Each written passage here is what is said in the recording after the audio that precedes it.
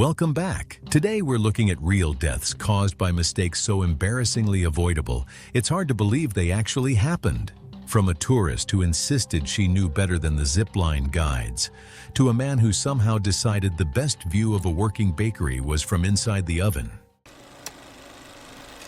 It was October 9th, 2017. On a zipline course carved into the hardwood ridge above Gatlinburg, Tennessee, where fall foliage pulls tourists in by the tens of thousands, and the elevation gives the impression that height is something you can manage in a weekend. Rhea Wadsworth, 34, worked as a retail floor supervisor at a home goods chain in Knoxville. 8 months earlier, her husband had filed for divorce after discovering an affair. The settlement gave her alimony and primary custody of her 6-year-old daughter. Friends told investigators the trip had been funded from that settlement, 2 weeks with her daughter placed with a sitter, and the zipline course booked as what she had described to a friend as finally living for herself. The course operated on platforms anchored to mature hardwoods above a forest floor, ranging from 30 to 90 feet below. The longest run stretched roughly 600 feet, feeding into a braking zone that required the rider to hold a specific body position. Staff fitted her harness to spec before the launch. She objected 3 times, saying the waist strap was too tight and affected her breathing, and argued with staff that they were over-tightening it. Staff explained the tension was structural and walked her through why, but she dismissed their explanation. After they moved to assist someone else, she apparently reached down and loosened the waist belt by at least 2 notches. In doing so, she also slackened the leg loops and disturbed the positioning of the harness on her hips, creating visible slack across the waist and upper leg junction. Another participant saw her do it and said something. Rhea dismissed them, said she didn't need to be managed, insisted she knew what she was doing, and even cursed at them. I think about that exchange a lot. Someone saw it, said something directly, and it still didn't change what came next. She launched without incident at first. The guide at the send platform saw nothing irregular on exit. Her form looked standard. Witnesses positioned on an adjacent viewing platform noticed her body sitting noticeably lower in the harness than other riders partway through the run. Her hips had dropped below the expected position, and the leg loops, now bearing the primary load, had begun to compress upward against her thighs. Staff at the receiving platform were alerted by those observers and began preparing to slow incoming riders, but she was already committed to the line with no way to stop mid-span or intervene once she was in motion. As she entered the braking zone and approached the far platform, she raised her legs, the instinctive and incorrect response from someone with no training on the system. The unloaded waist belt shifted upward. The leg loops followed. Witnesses on the receiving platform described a sudden drop of several inches within the harness, her body lurching downward in a single visible motion. At that point, the harness had ridden high enough on her torso that her center of mass was no longer securely seated in the leg supports. She grabbed the overhead cable with both hands. She slipped free of the harness in that moment and was no longer supported by the line, leaving the trolley continuing along the cable without her. At the speed she was traveling, the line tore through her grip almost instantly. She fell approximately 25 feet before reaching the receiving platform. She struck packed dirt feet first, but the impact drove her legs upward and pitched her forward immediately, her chest and head meeting the ground in the same motion. 2 staff members reached her within seconds. Her breathing was labored and uneven, each exhale audible from several feet away. A third dropped to her side and held her head still. None of them moved her. Course staff called emergency services immediately, but her breathing stopped before EMS arrived. She was pronounced dead that afternoon. The coroner determined the cause of death to be severe closed head trauma with acute subdural hemorrhage, cervical spine fracture at C3 through C4, and bilateral tibial fractures consistent with high-impact ground contact following a fall from elevation. Her ex-husband was awarded full custody of their daughter in the weeks that followed. The course was cleared of operational fault. The incident was attributed entirely to riders' modification of required safety equipment. I believe Rhea wasn't reckless in the way the word usually gets used. I think she was someone trying to reclaim a sense of control in a period where most of it had already been taken, and she expressed that in the one place where it genuinely wasn't hers to take. It was a very hot summer afternoon on June 18, 2016. Outside a small town in Arizona, the dirt roads ended and the empty desert began. The sun was burning bright, making the temperature climb past 100 degrees. Alan Bates was 27 years old. He worked at an auto shop in town. the kind of guy who always needed people to look at him. He was getting married to Kim, 25, who managed a clothing store at the mall. She spent a lot of time on her phone, always posting, always thinking about how things looked rather than how they felt. They wanted engagement photos that would make people pause, not the usual park shots. They were after something bold, risky, unforgettable. I totally understand the couple. If they want to get unique engagement photos, after all, you don't get married every day. Alan had been talking about it for weeks. Real fire, he kept saying. Something that looks like a movie poster. Kim agreed.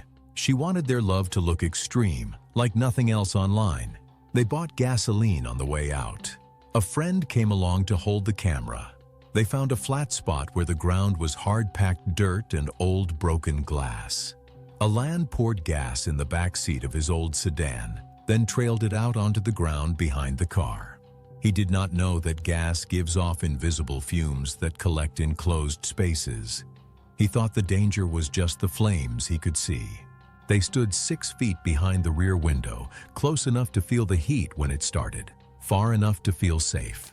Kim wore a white dress she found on sale, and Alan wore his good jeans. They told their friend to keep filming no matter what. The smell was strong enough to make the eyes water. Puddles of fuel sat in the dirt, catching the sunlight. They did not do a test run. They did not check which way the wind blew. They just wanted the shot. Alan used a lighter on the gas trail. The flame moved fast along the ground, a thin orange line racing toward the car.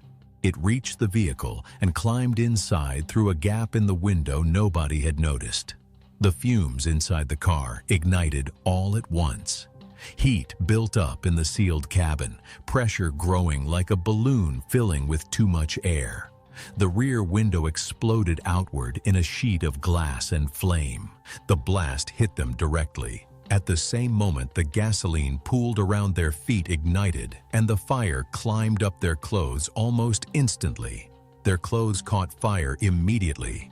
They weren't just hit by the blast. They were suddenly surrounded by burning fuel with no clear way out. The gasoline on the ground around their feet lit up too. They had nowhere to go. The heat and flames took over faster than they could react, causing severe burns within seconds. They fell within seconds. The car kept burning. The friend dropped the camera and ran, but there was no water out there, no blanket, nothing to stop what was happening. Emergency services got the call from a cell tower near the dirt road. It took 20 minutes for the first fire truck to arrive. By then, the fuel had burned itself out. The car was a black shell. Alan and Kim were on the ground, unresponsive, their bodies showing severe thermal injuries consistent with being engulfed in open flame at close range. Investigators came the next day. They measured the scorch marks, tested the residue, reconstructed how the vapor had built up inside the closed car, and found its escape route through the window gap. The official finding was accidental death caused by thermal injuries. The gasoline used for the photo had created a confined vapor explosion that blew outward with lethal force. One of you once commented that the shot isn't worth the scars. Watching Alan and Kim's plan unfold, that line feels painfully true. It was May 14, 2016, on a warm afternoon just outside Lahore, Pakistan. The wedding was being held on a large open property at the edge of the city, where paved roads gave way to dirt tracks and open fields. A broad stretch of pavement outside the hall served as the path where guests would gather to watch the newlyweds make their exit. The groom was Curtis Blaine, a 31-year-old auto mechanic who loved being the center of attention. He wanted his wedding video to look unforgettable and spent weeks talking about creating a dramatic moment that would stand out on camera. When relatives suggested fireworks, Curtis dismissed the idea. He had seen videos of wedding processions accompanied by rifle fire and became convinced that the same display would make his own wedding memorable. His uncle warned him that bullets fired into the air eventually come back down, while several cousins argued that using live ammunition around a crowd was reckless. Curtis acknowledged every warning and then spent the next several days convincing even more relatives to bring rifles. I thought he knew better. The warnings couldn't have been clearer, yet he kept pushing for rifles as if none of them applied to him. On the day of the wedding, 6 or 7 men arrived carrying rifles. Curtis personally directed them where to stand along the route he and his bride would take when leaving the hall. He wanted shooters on both sides of the path so the gunfire would surround the couple in the video. Witnesses later recalled that he repeatedly instructed them to aim upward over the surrounding fields rather than across the crowd.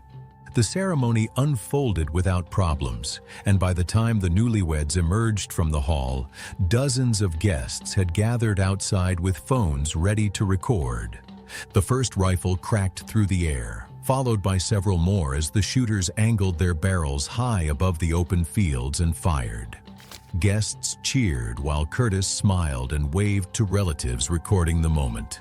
Halfway down the route, he stopped, turned toward the shooters, and raised his arm to signal for another round of gunfire. The men complied immediately, sending another volley into the sky. The cheering continued for several more seconds after the final shots were fired, and Curtis was still waving toward the crowd. In some places, celebratory gunfire is treated as a symbol of honor, excitement, or tradition. But watching it here, tradition collides with risk. Far above the property, one of the bullets had already reached the highest point of its flight and begun falling back toward the ground. The bullet struck Curtis near the crown of his head, fracturing his skull and penetrating into his brain. His arm dropped, his balance vanished, and he collapsed face first onto the pavement before anyone nearby understood what had happened.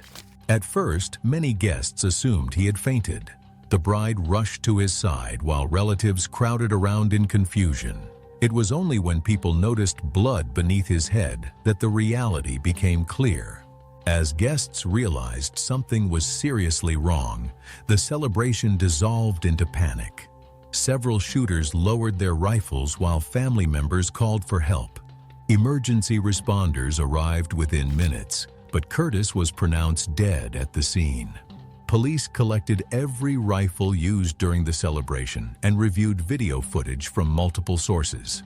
Investigators determined that the fatal round had traveled upward at a steep angle before descending back toward the property from above rather than traveled directly from a rifle on the ground. Determining which rifle fired the shot proved impossible. Several weapons had used the same caliber ammunition, and the recovered bullet had been badly deformed by the impact. Although investigators could determine how the injury occurred, they could not match the projectile to any specific firearm. The official cause of death was listed as a gunshot wound to the head caused by a descending bullet, and the manner of death was ruled accidental. The report noted that Curtis had organized the gunfire and signaled for the additional volley moments before he was struck. No charges were filed. The property later banned firearms at future events, and with no way to identify the shooter, the case was eventually closed. Curtis spent weeks creating a moment he thought people would remember forever. But one decision turned the celebration into something else entirely. It was the 22nd of June, 2019, and a dry heat had already settled deep into the Grand Canyon, the kind that builds quietly from the bottom up, the kind the signs at the trailhead warn you about, the kind most visitors read once and decide does not apply to them. Linda Bora Hughes was 58 years old and lived in Mesa, Arizona, with her husband Robert and their 22-year-old daughter Emily. She worked as an office manager for a property management company in Phoenix. Friends and family described her as independent and confident. She rarely accepted advice without questioning it, and often believed that official warnings were more cautious than necessary. The Hughes family had talked about visiting the Grand Canyon for years. On the day they finally arrived at the South Rim under clear skies and comfortable temperatures, the weather felt pleasant and the canyon appeared calm and inviting. As they explored visitor areas and scenic overlooks, Linda noticed signs warning hikers about dehydration, heat exhaustion, and heat stroke. Information boards explained that temperatures below the rim could be far hotter than temperatures at the top. Visitors were advised to carry plenty of water, avoid overexertion, and carefully consider whether they were prepared for the climb back out. Linda was unconvinced. At the trailhead, Robert urged buying extra bottled water before hiking, but Linda refused, dismissing the warnings as exaggerated and accusing the recommendations of being a sales tactic aimed at tourists. She relied only on the single bottle she had brought. Her own husband said something right there in that parking lot, and she still walked off with one bottle. That afternoon, Robert and Emily toured museums, shops, and rim viewpoints, while Linda decided to hike alone into the canyon on the Bright Angel Trail, promising to turn back after a short distance. The descent felt easy at first. Gentle slopes and stunning views drew her farther than planned, and frequent photo stops ate into her time. Confident she had energy to spare, she kept going, not considering that every downhill step meant an equally hard climb back up. As she went deeper, temperatures climbed, shade grew scarce, and heat radiating from the canyon walls intensified. By the time she turned around, hours had passed and most of her water was gone. The climb out was brutal. Her pace dropped, rest breaks multiplied, and dehydration brought fatigue that clouded her judgment. Other hikers offered help and urged her to rest longer, but she refused, insisting she could finish the climb unaided. Refusing help is not stubbornness anymore. That's something closer to tunnel vision. Over the next several hours, her condition deteriorated. She became increasingly exhausted, confused, and unsteady. Concerned hikers eventually recognized that she was experiencing a serious medical emergency and alerted park personnel. Rangers and emergency responders made their way toward her location, but reaching an injured hiker below the rim required time and difficult travel through extreme heat. By the time rescuers reached Linda, she had suffered from advanced heat stroke and severe dehydration. Despite emergency treatment and evacuation for medical care, she could not be saved. Linda never made it back to her family. Robert and Emily, who had spent years looking forward to the trip, were left to return home without her. In the years that followed, park officials continued reminding visitors to take heat warnings seriously, stressing that the climb out of the canyon is often far more dangerous than the hike down. It was May 27, 2015, on a residential connector road in the southwestern floodplain of Houston, Texas, where 5 days of compounding rainfall had overwhelmed every drainage channel in the corridor, and where a woman's certainty that she knew better than a police barricade would put her inside a submerged car within the hour. Colleen Drury was 38 years old and worked as a processing clerk at a regional insurance firm, a position she had held for 6 years. Co-workers later said she filed formal complaints rather than letting things go, and had escalated 2 workplace disputes to the regional HR office in the past year alone. She was described as someone who did not accept other people's assessments of her own situation. That evening, she had left the office early as the rainfall intensified. Her apartment was less than a mile from the barricaded road. Investigators pieced together from traffic camera footage that she arrived at the police cordon, spoke with an officer for about 90 seconds, which became a verbal altercation, then reversed and circled the barrier using a parallel side street. The officer later told investigators he had warned her the water depth was unknown and still rising, that he could not guarantee passage for any vehicle, and that she told him she knew the road. He had no legal authority to detain her. Floodwater in low-lying urban corridors does not behave the way a dry road looks. The surface appears flat, and it gives no indication of what is below it or how fast it is moving. Kassan Brohl, a contractor driving a pickup truck several lengths behind her, later told investigators he watched her sedan enter the standing water at roughly 10 to 12 miles per hour. The water rose from the lower quarter of her tires to the midpoint of the door panels as the vehicle began to lose traction, the current pushing unevenly against it. The car continued forward briefly before stalling in the flooded section. Brake lights came on and it came to a stop in the middle of the road. She attempted to restart the engine. This is established by the battery state recovered from the vehicle, significantly depleted, consistent with repeated ignition attempts after the engine stalled in deep water. Each attempt discharged the battery further and brought her nothing. I think about this sequence a lot. Within a few minutes of the stall, water had reached the lower door frame. At that depth, the hydrostatic pressure holding the door shut from the outside can quickly make it extremely difficult to open, especially as the water level outside rises higher than inside. The door would have become extremely difficult to open as the water outside rose higher than inside. Kasen watched her climb into the back seat. He saw her striking the rear window repeatedly with what appeared to be a hard object, a phone, possibly a shoe heel. Automotive side windows can be difficult to break without a proper tool, and repeated blows with improvised objects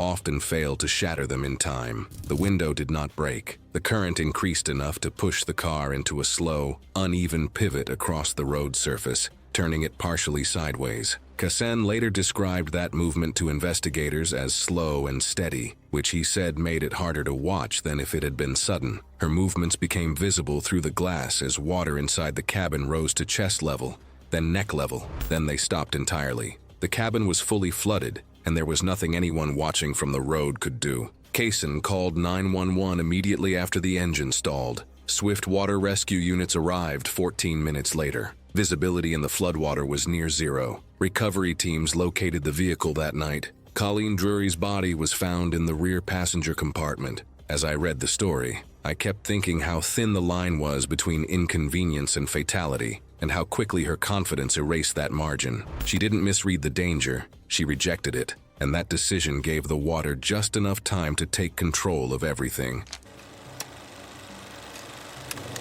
It was September 9th, 2017, in a quiet industrial block in Chicago. The buildings were old and empty. The streets were cracked and dirty. There were no shops open and no people walking around like in other parts of the city. It was almost dark, and the only light came from a few weak street lamps. That evening, Corey Glenn, 29, a warehouse worker, came there with his partner Manny Glenn, 26, a hairstylist. Corey liked rough places and thought this spot would look real in their engagement photos. Manny cared a lot about how things looked online. He wanted people to see them as bold and different. They both believed a normal park or studio would feel fake, so they picked this place, even though they both knew it had a bad reputation. They got there just before sunset. Right away, they noticed a few people standing at opposite ends of the alley, far apart from each other, like two separate groups holding their own space. No one said anything to them, but the mood felt off. Corey looked around and quietly suggested they move closer to a wall, just in case. Manny shook his head. He wanted the shot to be centered, with the alley stretching behind them. He said it would look better that way. They set up right in the middle of the alley, trapped between two groups of people watching them from both ends. They were completely out in the open. Corey held the camera while Manny figured out the angles and poses. A few times, Corey glanced over his shoulder. The people at both ends of the alley were still there, and more had started to show up. Voices began to rise. It wasn't loud at first, just tense talking. Manny told Corey to keep going. He didn't want to waste the light. If I were in that situation and felt unsafe, I would immediately walk away. But sadly, they chose to stay, and that was probably the stupidest decision they have ever made. The voices got louder. Two groups were now clearly facing each other from opposite ends, with Corey and Manny stuck in the center line between them. Corey lowered the camera for a second, unsure. Manny lifted his hand, signaling to keep shooting. He stepped back into position, still in the center line. The groups closed the distance fast. Within about 10 to 15 feet, they started arguing face to face. Corey was now fully aware that something was wrong. He shifted his weight like he was about to move. Manny didn't step away. Then one person raised a handgun. Shots were fired straight down the alley. Manny was hit first. The bullet struck his upper chest, and he fell backward onto the ground. Corey flinched and tried to move toward the side, but he was still standing in the open. More shots followed immediately in the same burst, hitting Corey before he could reach any cover. Both of them went down right in the middle of the alley, directly between the two groups exchanging fire. The people involved in the fight scattered and ran. The entire burst of gunfire was short, but it was enough. Someone nearby called 911 shortly after. By the time the paramedics got there, Corey and Manny were both lying unconscious on the ground. There was no indication that they'd even been involved in the fight, and they didn't have any weapons on them. Their camera was still sitting right there, just a few feet away. The scene showed a clear line of fire from one end of the alley to the other. Both victims had been standing directly in that path. Their injuries matched the direction of the shots. Investigators later confirmed that the gunfire was not aimed at them. They were caught in the middle of two opposing groups firing down the same narrow alley. It's crazy how such a small decision mattered so much. Walking just a few steps to the side could have changed the whole story. Instead, they stood their ground because they really wanted that shot. Another detail that stood out was how long they stayed, even after the tension grew. Witness accounts suggested the raised voices started well before the shooting. It wasn't sudden. There was time to leave, and signs that things were getting worse. Their deaths were recorded as a double bystander fatality. The cause of death for both was gunshot wounds sustained while standing in an active conflict zone.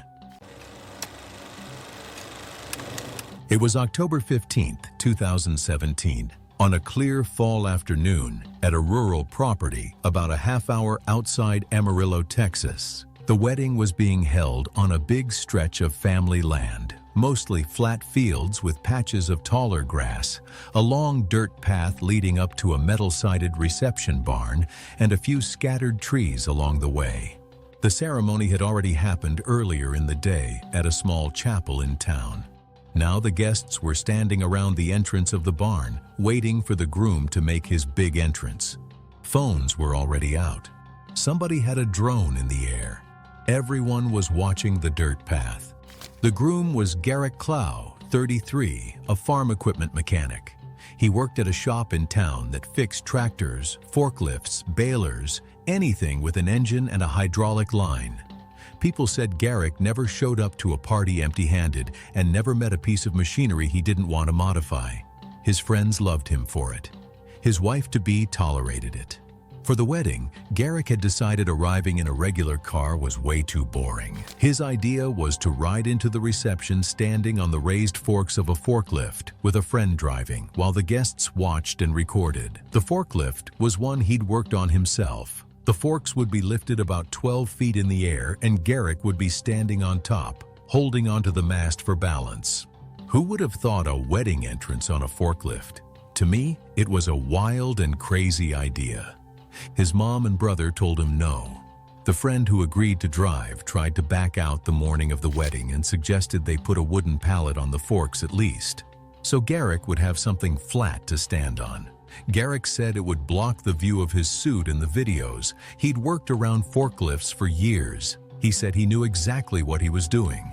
Garrick climbed onto the forks while the forklift was still parked behind the barn.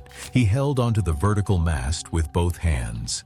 His friend started the engine, raised the forks to about 12 feet, and slowly began driving toward the reception entrance. For the first 30 or 40 feet, it looked great. Garrick waved, people cheered, phones tracked him. The forklift moved at a slow walking pace. Then the path crossed a section where the ground sloped slightly downhill. The dirt had deeper ruts carved by months of rain runoff and vehicle traffic. The forklift's front wheel dropped into one of those ruts, nearly 8 inches deep, and at that height, with that much weight up top, the whole machine lurched hard and bounced violently. Garrick's grip slipped. He tried to grab the mast again, but his weight had already shifted forward. He pitched off the front of the forks. He fell about 12 feet head first, with nothing between him and the dirt path. His head and shoulders hit first. His body folded over on impact. The cheering stopped instantly. Two guests had basic medical training and reached Garrick first. They tried to keep him still and keep his airway clear. The bride was kept back at the barn entrance by family. Someone called for emergency services, but the property was far enough out of town that responders took time to arrive. Garrick was transported to a hospital after first responders stabilized him on scene. He died a short time later from severe head and neck injuries. The reception never started. The investigation was straightforward. Authorities inspected the forklift and confirmed it was in normal working condition. The rut in the path was measured and photographed. Phone videos and the drone footage captured the entire sequence. The friend driving was interviewed and not charged. His statement matched the footage exactly. The official cause of death was severe blunt force trauma to the head and neck from a fall of approximately 12 feet onto compacted dirt. The manner was ruled accidental. The report noted the forklift had been operated as a passenger platform in a way it was never designed for, that the victim had been warned by multiple family members and by the operator himself and had chosen to proceed without any safety equipment. And it makes me wonder, how often do we ignore warnings and treat something dangerous like child's play, only to realize too late that the risk was real? It was on the 12th of October, 2017. The morning sky above the Grand Canyon sat wide and blue, with pale light stretching slowly across the red cliffs, and the air below the rim was still and cool, carrying no sign yet of what the afternoon would bring. Awife Brennan was a 38-year-old marketing executive from Dublin, Ireland. She worked in a high-pressure digital marketing firm, managing international accounts across Europe and the United States. Colleagues described her as confident, decisive, and used to making her own decisions without much hesitation. She came to Arizona during a short solo vacation. The Grand Canyon was the main highlight of her trip, which she had already postponed earlier due to work commitments. Because her time in the United States was limited, she was determined to complete her planned South Rim hike that day, rather than adjust for weather uncertainty or delay. I see there's a thin line between determination and stubbornness. That morning, a ranger at the South Rim warned hikers that canyon weather could change quickly, bringing wind, cold rain, and falling temperatures. Visitors were told to set a turnaround time, stay on marked trails, and avoid hiking alone if conditions looked uncertain. Awife interrupted to say she had already checked the forecast and wasn't worried. She insisted the warnings were probably meant for less experienced hikers and that she could judge the conditions for herself. The ranger repeated the advice, but Awife brushed it aside and continued with her plans. She did not join the guided group. She did not wait for a conditions update. She went down alone. I have met people like her before, people who hear expert advice and immediately set about explaining why it does not apply to them. The hike started out easy. The sky was clear, the trail was dry, and Awife stopped often to take photos. Around midday, other hikers began heading back up, mentioning clouds building above the rim and changing winds, but Awife kept going. When another couple suggested she turn around, she thanked them, but said she had already checked the weather and wasn't worried. Later, a park volunteer gave the same warning and mentioned the afternoon forecast. Awife brushed it off, saying forecasts were not always right and that she would decide for herself when it was time to head back. Then she continued deeper into the canyon. The canyon does not negotiate.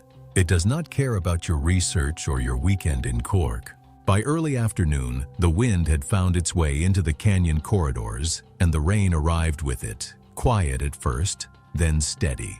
The rocks turned dark and slick, and the temperature slid fast.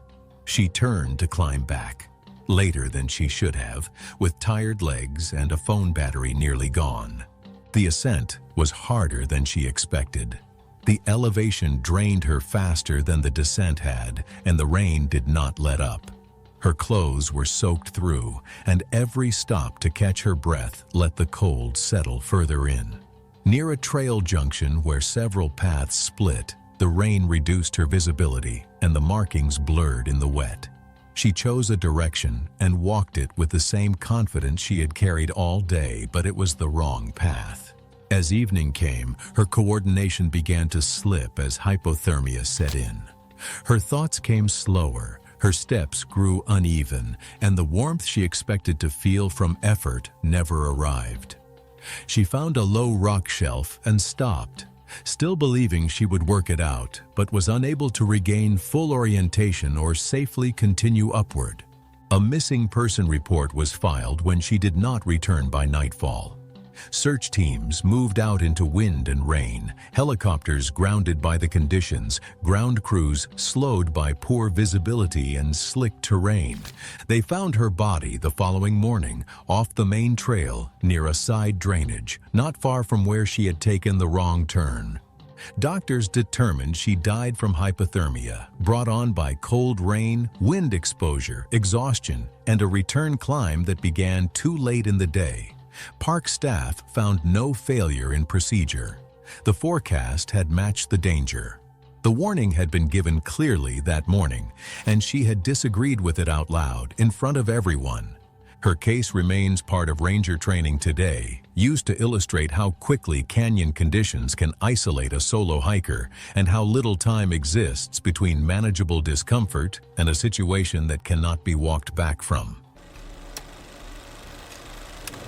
It was the 26th of November, 2020, in Baton Rouge, Louisiana. It was Thanksgiving Day, and the rain had started coming down hard right before dinner was supposed to be cooked. A man was hosting the meal at his house, and he had a propane turkey fryer ready to go outside. The fryer was made for outdoor use only. It ran on a tall cylinder of gas and a burner that put out a strong, open flame. The host was named Brent Langford. He was 41 years old and worked as an HVAC technician, the kind of guy who fixed heating and cooling systems for a living and trusted himself around tools and equipment. He liked things done on a schedule, and once he set a plan, he didn't like changing it. That afternoon, his plan was simple. Dinner would be ready on time, rain or no rain. My own dad was a lot like this. Good with his hands, sure of himself, and absolutely impossible to talk out of anything once he'd decided. I recognized Brent the second I read about him. When the rain picked up, Brent didn't want to stand outside getting soaked while the oil heated. So he made a choice. He carried the propane fryer into the kitchen and set it up inside, right under the wooden cabinets, and planned to cook the turkey there, where it was dry. His friends saw what he was doing and spoke up. They reminded him the fryer was built for outdoors only and was never meant to run inside a house. One of them offered the covered patio out back where he could stay dry and still cook safely. Another said the easiest thing was just to wait out the rain for a little while. Brent turned down every single one of those options because waiting meant dinner would run late, and that was the one thing he refused to do. There was another problem too. The turkey hadn't fully thawed. Parts of it were still icy, but Brent looked it over and decided it was close enough. He filled the pot with oil right up near the top, not leaving much room, and lit the burner under it. I've cooked a few holiday dinners myself, and I know that itch to just get it done already. But there's a difference between rushing the gravy and rushing something that can burn your house down. And I wish he had stopped to think about that. Once the oil was hot, Brent started lowering the half-frozen turkey down into it. The moment the ice hit that hot oil, it turned to steam instantly and made the oil bubble up and boil over the sides of the pot. The overflowing oil ran straight down into the open propane flame underneath. It caught fire right away. The flames climbed fast. They reached the wooden cabinets just above the burner and spread across them, then up toward the ceiling. Smoke filled the kitchen in seconds. Brent's family and friends scrambled for the doors and got themselves out of the house through different exits, away from the fire. For a moment, Brent was outside too. He had made it out with everyone else, but then he turned around and went back in. He wanted to shut off the propane cylinder and grab a few personal things, and he didn't understand how far the fire had already spread past the burner. And that is the part I just want to reach into the story and grab him by the collar. By the time he went back in, the fire had moved well beyond the kitchen. The firefighters arrived only a few minutes after the calls came in, but the house was already heavily on fire when they pulled up. They couldn't reach him in time. The people who looked into it afterward traced the whole thing back to one cause. The propane fryer had been used indoors, against everything it was designed for, and the boil-over from the frozen turkey had set off the fire. There was no defect in the fryer, and nothing wrong with the gas. Officials ruled that Brent died from burns and smoke inhalation after re-entering the burning house. Investigators concluded the fire was caused by using an outdoor propane fryer indoors and lowering a partially frozen turkey into hot oil. Despite several safer alternatives being available, the house was a total loss. Later on, local fire crews used the story during their holiday safety reminders, the kind that come around every year before Thanksgiving. It was September 11th, 2018, and by early afternoon, the heat pressing through the chaparral of Angeles National Forest had already crested 90 degrees, the kind of dry, still air that makes every footstep on pine needle-covered ground sound like paper tearing. A Tuesday that gave no indication of what it would become by midday. Janelle Priss was 33 years old and worked part-time as a real estate assistant at a mid-sized agency in the San Gabriel Valley. She had been in the role for 4 years, known among colleagues for pushing back when she thought something was wrong. One of her close friends said that she had planned the hike as a solo day trip to a ridgeline overlook she found on a local outdoors forum, arriving at the trailhead just after 10. Apparently, she was not an experienced hiker, but I think she doesn't seem like the kind of person who perceived that as a limitation, which ultimately became her downfall. She stopped near a trail fork to ask a park volunteer named Mark Umstead for directions to the overlook. Mark was 22, a college student 2 seasons into his volunteer role with the local Forest Service. He directed her left at the fork. Mark said that Janelle believed he had sent her the wrong way after walking that route and finding nothing, and she came back furious, insisting he had given her incorrect directions and refusing to accept his explanation. The exchange that followed was one-sided. She was insistent, increasingly loud, and followed him onto a service maintenance path behind the trailhead kiosk, continuing to argue, despite him telling her it wasn't a public trail. I've been to that part of the National Forest where the service path runs along the upper edge of a drainage slope, a narrow strip of packed dirt that gives way to a steep decline covered in dry pine needles over hardpan clay. The slope drops roughly 60 feet before flattening into a debris field of fallen timber and embedded sandstone. It's widely known that it is not a trail. It is not maintained, signed, or intended for foot traffic. Volunteers familiar with the area avoided it for exactly that reason.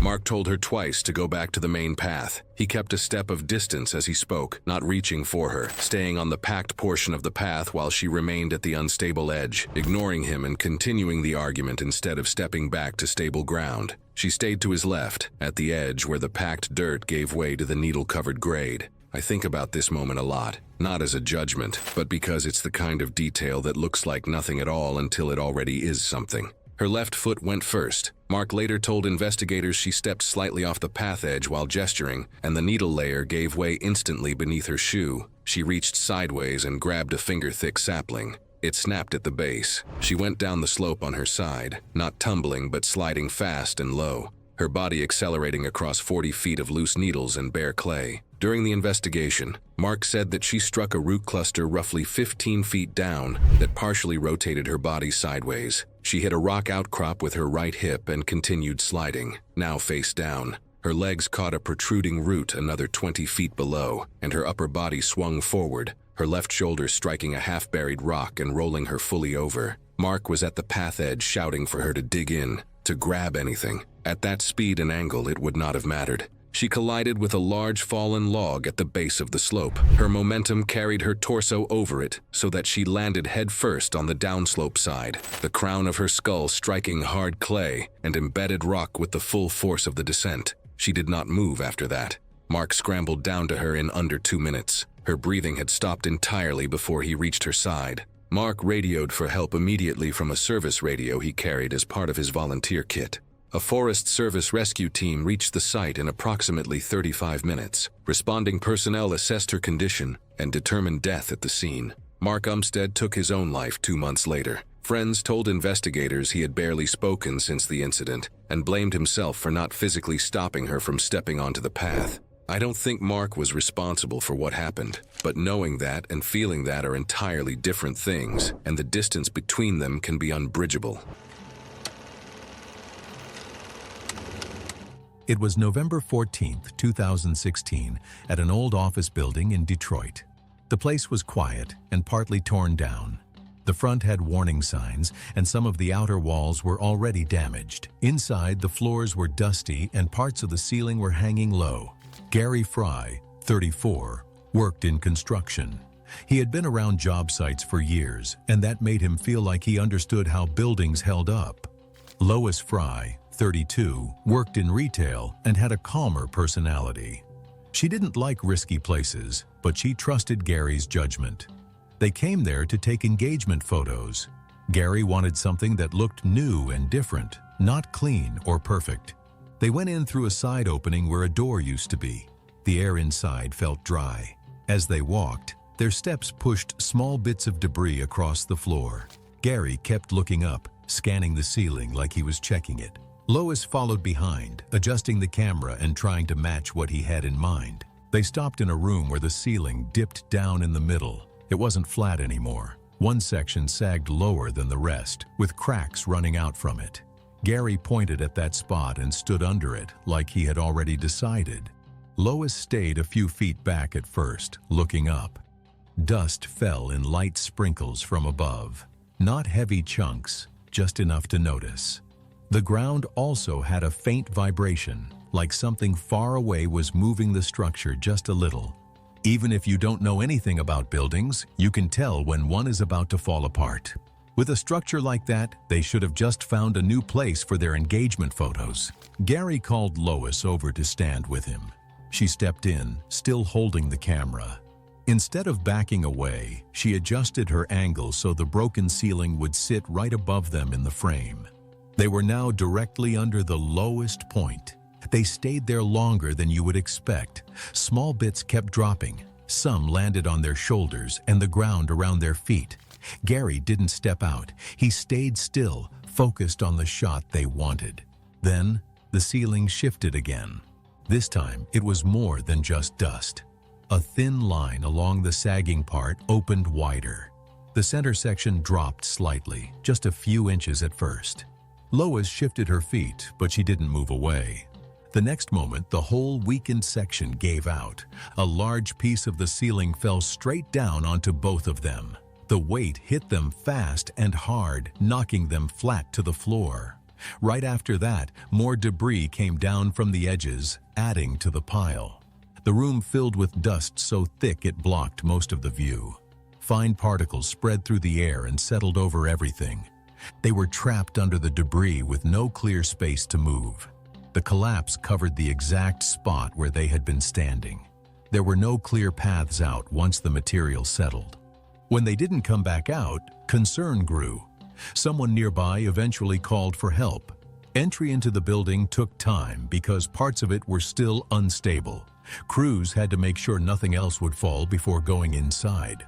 When they reached the room, Gary and Lois were found beneath the broken ceiling. There were no signs of movement.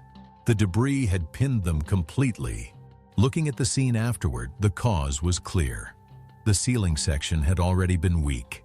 The cracks and sag showed that it was close to failing even before they arrived. The light shaking from nearby work likely added stress to that area. Another detail noted was how far inside they had gone. They passed areas closer to the entrance where the ceiling was still intact. Instead of staying there, they moved deeper into a more damaged section to get the look they wanted. Their injuries matched a heavy collapse from above. There were no signs that anything else caused it. The structure failed right where they stood. The case was listed as an accidental death. The cause was crush injuries from a ceiling collapse inside a damaged building. The final review showed that they had walked past safer areas, moved deeper inside, and stood under the most unstable section on purpose. Lois didn't like risky places, but she trusted Gary. That trust is what pulled her deeper inside, past safer areas, into the most unstable part of the building. Sometimes, trust can override instinct. It was August 11th, 2018, in Phoenix, Arizona, on a Saturday morning that was already hot before the sun was fully up. The wedding was supposed to take place at a small venue on the edge of the city, with a courtyard, white folding chairs, and a little arch covered in fake flowers. The bride wasn't at the venue yet. She was still at home, about a 20-minute drive away, getting ready with 2 bridesmaids and her mom. The dress was hanging on the closet door. Her shoes were lined up by the bed. Everything was running on schedule, or at least it looked like it was. The bride was Tabitha Glynn, 30, a real estate assistant. People said Tabitha was sweet, a little anxious, and the kind of person who studied every photo of herself for things to fix. About 2 months before the wedding, she started worrying about small lines around her forehead and eyes. She wanted them gone before the photos. And honestly, that's not unusual. Women can be vain, especially when the occasion is one of the biggest days of their lives. She tried to book an appointment at her trusted clinic, but it was full until after the wedding. A friend of a friend told her about a woman who did cosmetic injections out of her house for about 1/3 of the normal price. The product, the friend said, came from the same kind of stuff the real clinics used. Tabitha's bridesmaids told her not to do it. Her mom told her not to do it. They said she looked fine. They said it wasn't worth the risk to save a few $100s on something going into her face. Tabitha agreed it sounded sketchy, then quietly booked the appointment anyway. I can sense the desperation in her. She was willing to gamble on a stranger's needle just because, for her, looking good felt more urgent than thinking about her safety. The appointment was 6 days before the wedding. It happened in the back bedroom of a private home. There was no paperwork, no health questions, and no medical equipment beyond a folding table and a box of needles. The woman who did the injections wasn't a nurse. She'd watched videos and practiced on friends. Tabitha got multiple injections across her forehead and around her eyes. She paid in cash and went home. For the first 2 days, she felt fine. By day 3, she noticed her face felt heavy. She told her mom she thought it was just swelling. By day 4, she occasionally felt her eyelids drooping and blamed it on stress and lack of sleep from wedding planning. By day 5, her voice sounded slightly softer than usual, but she was still able to eat, drink, and move around normally. Her bridesmaids argued with her repeatedly about going to the emergency room. But Tabitha insisted it was swelling and said she refused to spend the day before her wedding sitting in a hospital waiting room. She kept saying she'd go after the wedding. On the morning of the wedding, she woke up and struggled to lift her arms and noticed swallowing had suddenly become difficult. Her mom found her sitting on the edge of the bed, trying to breathe slowly. Her speech was hard to understand. Her mom called for help immediately. Responders arrived and took her to a hospital. Her mom rode along and explained what had happened 6 days earlier. At first, doctors considered several possible causes for the rapidly worsening weakness. Once her mother described the cosmetic injections, they became concerned about botulinum toxin poisoning and contacted specialists. Her breathing continued to deteriorate as the paralysis spread. Doctors administered antitoxin and placed her on respiratory support, but the amount of toxin already affecting her nervous system was extensive. Despite treatment, her condition continued to worsen. She died later that day. Her wedding dress was still hanging on the closet door at home. Guests who had already arrived at the venue were quietly told the ceremony wasn't going to happen. The investigation moved quickly once authorities learned where the injections had come from. They recovered several small vials from a kitchen drawer. Testing determined the vials contained counterfeit botulinum toxin with concentrations far exceeding approved cosmetic formulations and no traceable source. The woman who performed the injections was questioned and later charged. Investigators reviewed her client list, contacted other customers, and warned them to seek medical attention. They also learned that several family members and friends had urged Tabitha not to use the unlicensed provider before the wedding. The official cause of death was systemic botulinum toxin poisoning from a counterfeit cosmetic product injected by an unlicensed provider. The manner of death was ruled accidental. What makes Tabitha's story difficult is that the consequences took time to arrive. It was the 22nd of May, 2016, and the south rim of the Grand Canyon was glowing under a soft morning light, the kind of light that made cameras come out everywhere, the kind of light that also made the rim's crumbling edges look closer and safer than they truly were. Joyce Whitaker, 52 years old, was a senior wealth management consultant from Denver, Colorado, the kind of woman who built her career on trusting her own judgment, who advised wealthy clients every day and rarely let anyone tell her what to do, and who saw rules and restrictions as small obstacles meant for people less capable than herself. Joyce booked a guided shuttle-based canyon tour after researching multiple options. She selected a budget-friendly package, which followed a fixed route with designated stops along the rim access corridor. Her goal was simply to capture panoramic photographs and spend minimal time at each stop before moving on to other scheduled destinations. She was particularly interested in finding a viewpoint she felt offered a less obstructed and more authentic angle of the canyon, but grew frustrated all morning, complaining that crowded overlooks and safety barriers hid the best photographic views behind managed pathways. You can almost picture her at every stop, arms crossed, already scanning for a way around the barriers before she's even looked at the view. The shuttle stopped at a special spot to look at the big canyon. The rangers and the driver told everyone the rules. Stay together with the group. Don't cross the safety lines or walk on ground with no markers. Get back on the bus only when it's time to go. Joyce didn't like this spot. She thought it was too far from the edge, and she thought the rules were too strict. She said she wished they could get closer so everyone could see better. Despite reminders that all passengers must remain within approved zones, she chose to exit the shuttle slightly off schedule while it was repositioning within the turnout loop. Then, she walked away from the group, all by herself, toward a spot with no markers and no rules. From far away, it looked like a good place to see the canyon. The further she walked from the central viewing area, the quieter it became, and the rim looked more open, more dramatic. Exactly the kind of shot she had in mind. So she stepped off the maintained path and onto the pale, dry ground beyond the last marked boundary. The soil there looked solid enough, sun-baked and firm on the surface, and nothing about it looked like a warning. And that was why tourists were not allowed to reach there. Rangers reminded visitors to stay inside the designated areas.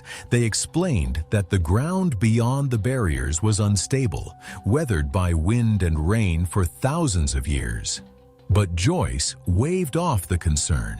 She said she only wanted a few extra steps, just enough for a better angle. And she kept walking. She crossed further past the boundary, camera raised, eyes fixed on her shot instead of her footing. A ranger spotted her and called out for her to come back. Joyce lifted a hand in acknowledgement, but she did not stop. Her photograph seemed more important than her life. She kept adjusting her frame, stepping backward to fit more of the canyon into view. That single step backward landed on a patch of loose soil sitting over fractured rock.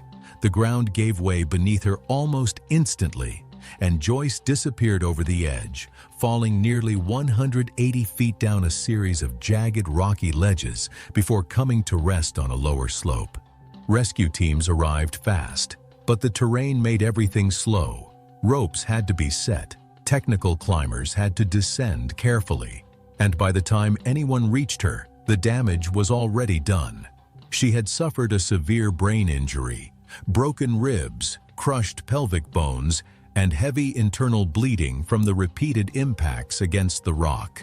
Doctors later confirmed that the injuries were too severe and Joyce passed away before evacuation could be completed. Investigators found no broken equipment nor any medical episode. The only cause was a choice to ignore a clearly marked boundary, a choice to ignore a ranger's direct warning, and a choice to keep focusing on a photograph instead of the ground beneath her feet. It was June 14, 2016, on a narrow canyon trail cut into the basalt and shale walls above the Snake River in southern Idaho, where an unusually heavy spring runoff had left the canyon faces still shedding material in irregular, unpredictable sheets. Marielle Lily Sturka was 38 and worked as a freelance copywriter based in Boise. She had built a modest following through long-form reviews of hiking trails and outdoor destinations across the Pacific Northwest, and was known among her circle for being direct and for rarely leaving a published opinion undefended. 3 weeks earlier, she had posted a detailed complaint about this specific trail, calling it tourist safe and overhyped, and arguing that its difficulty rating was manufactured for liability purposes and that people were overstating the actual risk. She returned specifically to document the trail a second time and had texted a friend the evening before that she planned to push further than her first visit. She arrived at the trailhead alone at approximately 8:40 in the morning. A couple preparing to leave warned her about recent rockfall near the lower descent section and described the gravel as worse than usual following the spring melt. She acknowledged them, dismissed the warning as exaggerated, and continued. Park Service postings near the entrance also noted unstable ledge conditions in the lower corridor. The canyon narrows sharply below the first mile marker, where the trail drops through switchbacks cut into loose shale and decomposed basalt. After significant runoff, the gravel layer can accumulate 2 to 3 inches deep over smooth underlying stone. Marielle bypassed the rope, choosing not to use it despite the posted warnings, and began sidestepping down the gravel face. A retired geologist named Thomas Reddick was hiking below and later reported to investigators that he had been monitoring the descent section for several minutes before she appeared, noting small slides coming off the wall at irregular intervals. He described watching her footing shift twice about halfway down before she continued descending rather than retreating to the rope. Her right foot skidded on a flat shale slab, roughly 30 feet from the base of the descent. She dropped to a seated position. Thomas described it as a deliberate attempt to lower her center of gravity and control her speed. The gravel beneath her did not slow. It was released in a continuous forward sheet and carried her body with it. Her body accelerated down the remaining slope. Thomas later told investigators that she struck multiple outcrops on the way down, including at least one impact to the right side of her body and another higher on her torso, though he could not determine the exact order of contact. He described her movement as uneven and partially rotating as she slid, rather than a straight descent. He reported that her head made contact with the slope at least once before she reached the bottom section, though he could not say exactly how. She reached the ledge drop, approximately 18 feet of near vertical exposure, still moving. Thomas stated that she went over the edge without stopping, her body still turning as it cleared the drop. He described the impact below as a single hard strike against the lower rock shelf, followed by a short, uncontrolled roll of several feet before she came to rest against a boulder. Thomas called 911 immediately. She was conscious and attempting to breathe when Thomas reached her after about 3 minutes. She had visible chest deformity on the left side and blood present at the mouth. He said that he tried to keep her awake, but she lost responsiveness within approximately 1 minute of his arrival. Rescue teams arrived 42 minutes later, their response delayed by terrain that required a technical rope approach into the lower canyon. She was confirmed dead at the scene. The medical examiner found that her injuries were consistent with multiple high-speed impacts across a sloped rock face, followed by an uncontrolled 18-foot fall onto flat stone. The trail was temporarily closed for slope stabilization. The rope assist was replaced and extended. Her original review remained accessible online for several months before the account was deactivated. What I keep returning to is that the warning sequence here was unusually complete. A verbal warning at the trailhead, posted signage at the entrance, and the ground visibly shifting under her twice before she committed to the final stretch. Marielle was experienced enough to recognize something was wrong and still chose to continue rather than retreat. It was July 5th, 2015, the day after Independence Day, and the backyard behind the Dodd home in rural North Carolina was still damp from the previous night's rain. The grass hadn't dried out yet, and puddles sat in the low spots where the ground didn't drain well. It wasn't a fancy place, just a regular backyard surrounded by a wood fence on 3 sides. That's where Ray and Hannah Dodd decided to take their engagement photo. Ray was 26. He worked a trades job, liked doing things himself, and wasn't the type to spend money when he thought he could figure something out on his own. People who knew him said he was resourceful, always looking for a workaround. Hannah was 24, a little more cautious by nature, but she trusted Ray. They'd been together long enough that when he said something would work, she usually went along with it. The two of them had just gotten engaged and wanted to capture the moment in a way that felt personal. The idea they landed on involved wrapping themselves in string lights, the kind people hang on porches or around Christmas trees, and having a friend snap the photo in the backyard. I get the idea, honestly. It sounds sweet. The problem is that ideas that sound sweet can turn dangerous real fast when safety gets pushed at the back. Ray went to the garage and pulled out a set of old string lights they already had. These weren't new lights. The wire coating on several sections was cracked and peeling, and in at least one spot, the inner metal wire was exposed where the insulation had worn completely through. He plugged them in to test them, but the lights flickered. Ray noticed, but decided it wasn't worth a trip to buy a new set.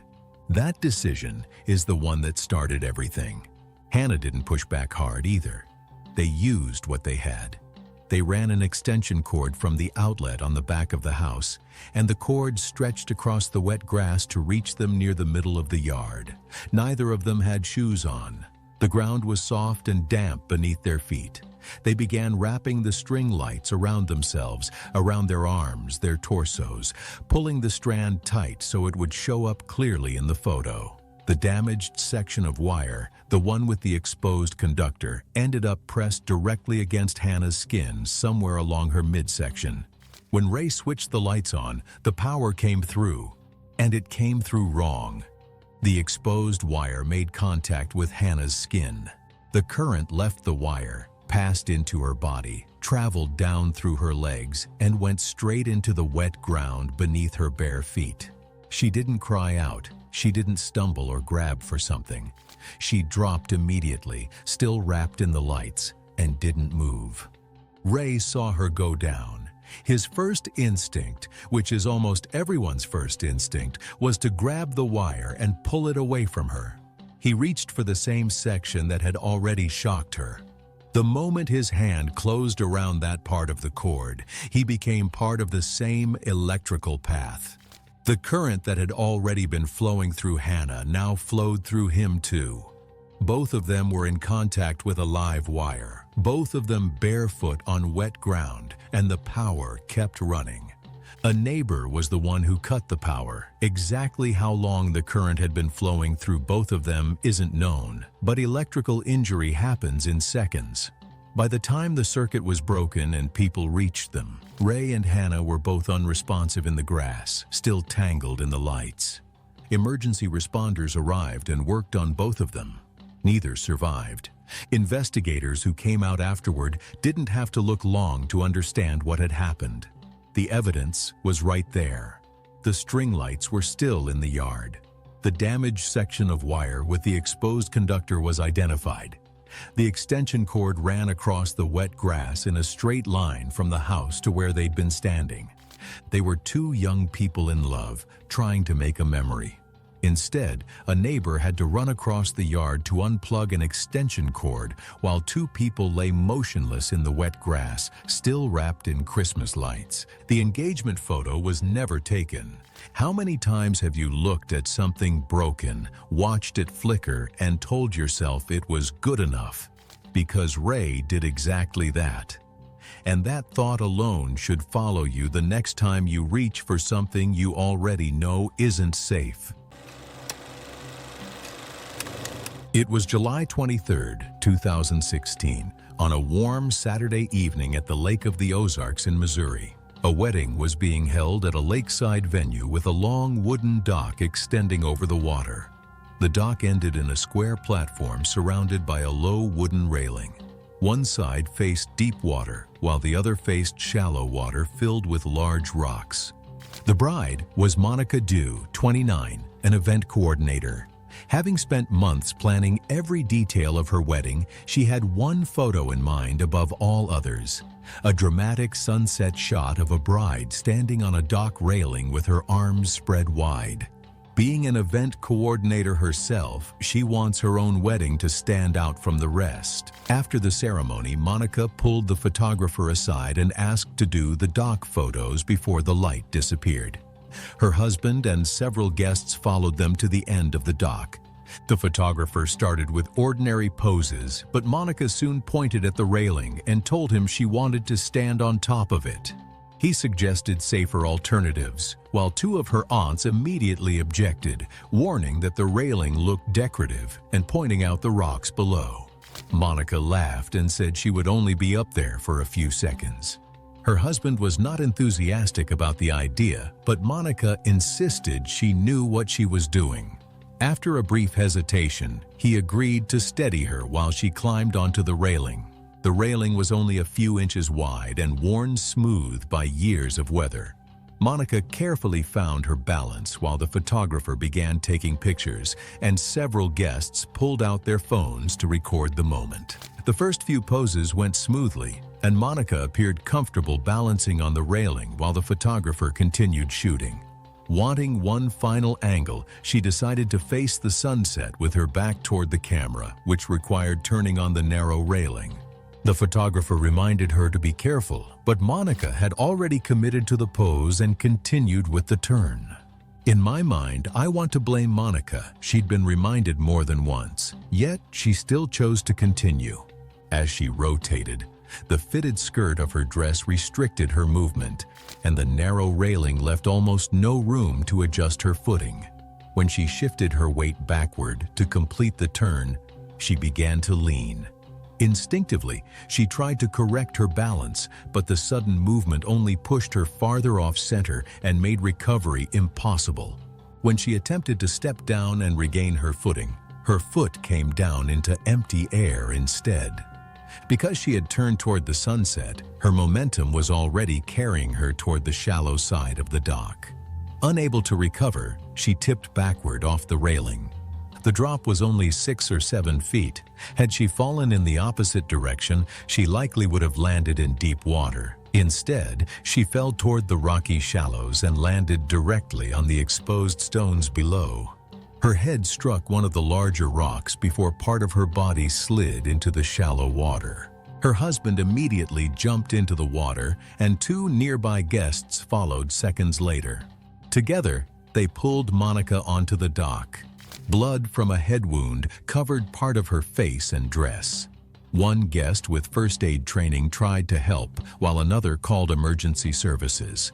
Her husband stayed beside her, holding her hand and talking to her while they waited for responders to arrive. Emergency responders transported Monica to a nearby hospital, but despite treatment, she later died from severe traumatic brain injuries caused by the impact with the rocks. The investigation was brief. Videos recorded by guests showed multiple people warning Monica before she climbed onto the railing. The photographer's images captured the moments immediately before the fall and the beginning of her loss of balance.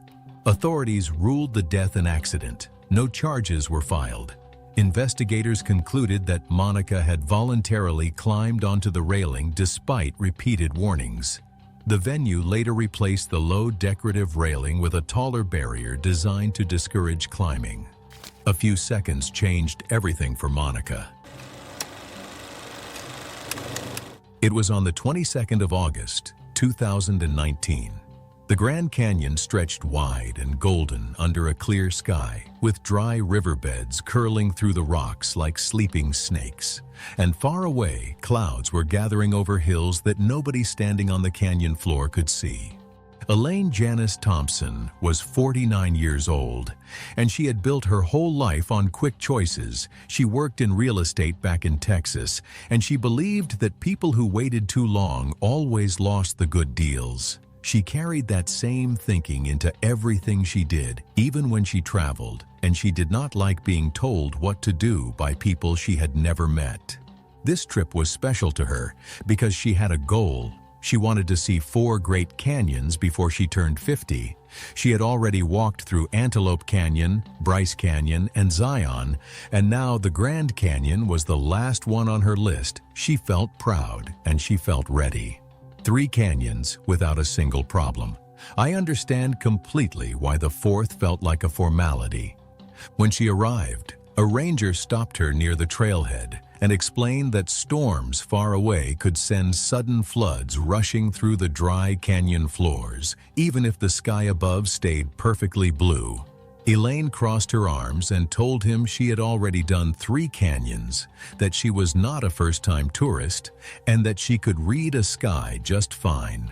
The ranger tried again, pointing to the flood warning signs posted along the path. Elaine looked at the signs, looked back at him, and told him she appreciated the concern before walking away without another word. She found a narrow side canyon, quiet and empty. She liked being alone. It made her feel in control. The sun was still shining, the air was dry, and nothing around her looked dangerous. Then came a low sound, rolling through the canyon walls, soft at first, like distant wind moving through rock, but it grew louder and closer. Elaine paused, then decided it was just the canyon echoing. She had heard strange sounds in canyons before. She kept walking. That pause matters. She heard something. She just talked herself out of it. Suddenly, brown water rushed in across the dry ground, fast and thick with mud. Before she could make sense of it, a second surge followed, far stronger than the first. The rain had fallen miles away, funneling through distant washes and pouring into the canyon system all at once. The narrow walls gave the water nowhere to spread, so it rose fast and pushed hard. The path behind her vanished under the rising flow. Elaine turned to run, but the rocks were slick. Her foot went out from under her, and the current pulled her in. She had no time to grab anything. The canyon was too tight, and the water moved too fast. She was carried downstream through sharp bends and over rough rock. The water gave her no room to stop, no surface to hold, no way to fight back. Rescue teams came in once the floodwaters settled. They found her downstream in a low area covered in mud and debris. The canyon walls around her were scoured clean, showing exactly how much force the water had carried. Doctors confirmed she died from drowning and from injuries caused by being thrown against rocks during the flood. The sky above her was still blue when the water arrived. That's the cruelest part of a flash flood warning that nobody takes seriously. Investigators concluded that a flash flood caused by distant rainfall had surged through the canyon and overwhelmed the area where Elaine was walking. After the tragedy, park officials continued emphasizing flash flood awareness through warning signs, ranger briefings, and visitor education programs designed to keep hikers out of high-risk areas. It was February 8, 2018, in the town of Oudtshoorn, South Africa. There was an ostrich farm there that let visitors come in for guided tours. The birds were raised on the property, and some of them were large breeding males that stood taller than a grown man. Guests were allowed to feed them, but only from behind a fence, and the staff watched the whole time closely. The rule was simple: stay calm and never tease the birds. The woman who broke that rule was named Renee Maria Calloway. She was 34 years old and worked as a sales representative back home. People who knew her said she liked being right, and she liked proving it in front of a crowd. She had come to the farm on vacation, looking for a fun afternoon and a good story to bring back. I think we all know somebody like that, the type who can't let a small disagreement just sit there. The problem is, some places are the wrong place to dig in your heels. At the start of the tour, the guide explained how to feed the birds the right way. You held the food out flat from behind the barrier, kept your movements slow, and let the ostrich come to you. He told the group that ostriches look silly but are strong, and that the big males get protective. Most people listened and nodded along. Renee didn't. She told the group ostriches were harmless, that all their puffing and stomping was just for show. Another visitor disagreed, and the two of them went back and forth in a friendly way. It might have ended there, but Renee took it further. She bet she could walk right up and hand feed the biggest breeding male. No trouble at all. The staff heard her and told her plainly not to tease or provoke the bird. They meant it, but instead of backing off, she started waving food toward the ostrich and then yanking it away again and again, like she was playing a game with it. This is the part that gets me. She wasn't in danger yet. Every single thing that went wrong after this started with her choosing to poke at an animal that wanted to be left alone. The big male didn't find it funny. It began pacing along the fence, stretching its neck out and pulling it back, lowering its head and raising it again. The other guests grew quiet and uncomfortable, and a few drifted backward. The staff noticed the bird's mood shifting and started moving closer, getting ready in case something happened. Renee saw the bird reacting and took it as a challenge instead of a warning. Before anyone could get to her, she climbed up onto the visitor barrier to get nearer, balancing on the rail with the food held out in front of her. She leaned out farther, trying to win her bet, stretching her arm toward the male. A staff member called for her to get down, but it happened too fast. The ostrich lunged for the food. The sudden movement threw off her balance, and she tipped forward off the rail and fell straight down into the enclosure with the bird. The staff reacted right away, rushing in and trying to wave the ostrich off and pull its attention somewhere else. Someone called for emergency help without wasting a second.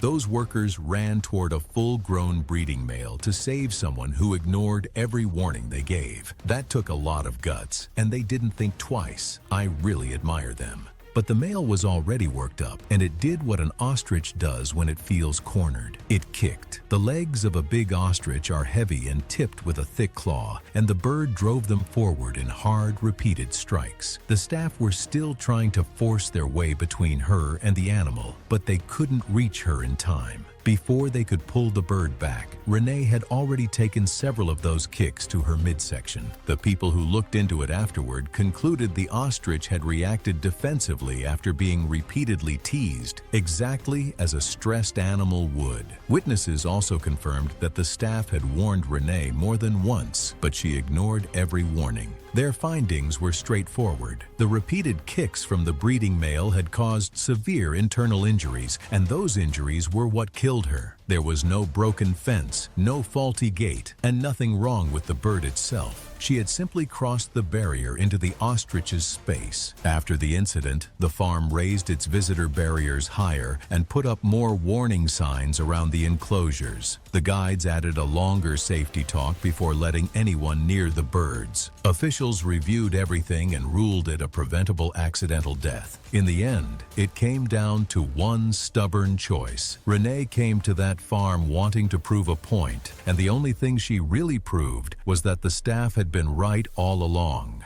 And that's what stays with me. She was safe behind that fence the entire time. The fence didn't fail her. She climbed over it.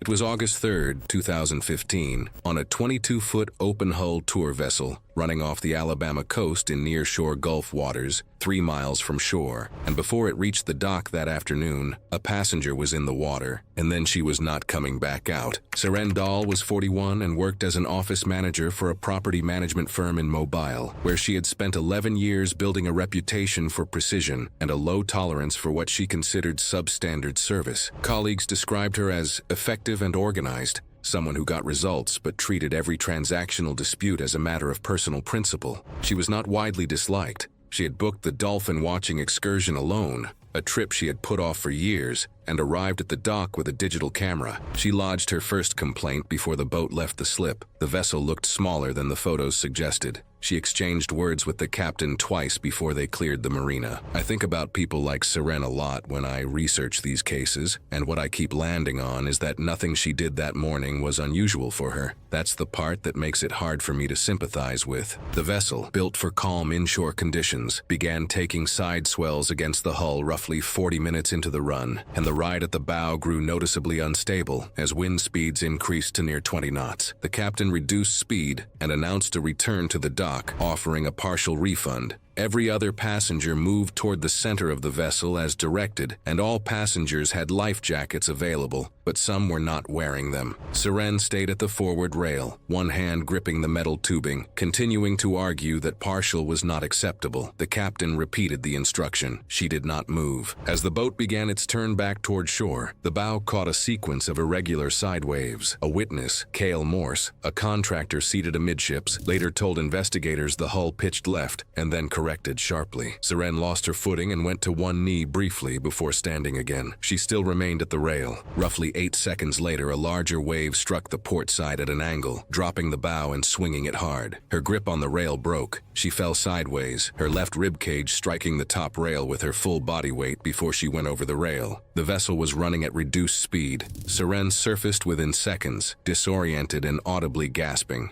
A deckhand immediately threw a standard ring buoy, while the captain handled the radio and maneuvered the vessel, landing it within 15 feet of her. She turned toward it but could not orient her movements to close the distance. A secondary swell pushed her lengthwise along the port hull. Cale Morse later described the sound, a flat, repeated impact, as her shoulder and side struck the fiberglass hull over several seconds. She reached for a secured deck line near the stern, and her hand closed on nothing but water, and her arm went under. She came up once more, face upward, then rotated face down. Witnesses reported no further purposeful movement for roughly a minute to a minute and a half in the water, and honestly, that detail is the one I couldn't stop thinking about while reading this. The captain had cut the throttle and was already on the radio. The captain radioed for emergency assistance immediately and began circling to close the gap. Recovery took 12 minutes. Emergency services met the vessel at the dock 25 minutes after the distress call. She was unresponsive on arrival and was pronounced dead at the scene.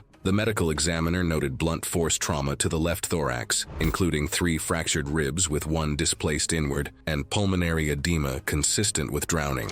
The captain was cleared of negligence. The investigation confirmed he had issued verbal safety instructions to all passengers, that the life ring deployment met standard response time, and that all required equipment was aboard and properly accessible. He returned to work several weeks later, after taking time away from the dock, and gave no public statement. Cale Morse told investigators he replayed the moment her hand missed the rope for months. He said it looked, for a second, like she was going to reach it. I've covered a lot of incidents where someone made a decision that sealed the outcome, and usually there's something underneath it worth sitting with. This one is harder to complicate. The captain gave an instruction. She didn't follow it. Everything after that was physics.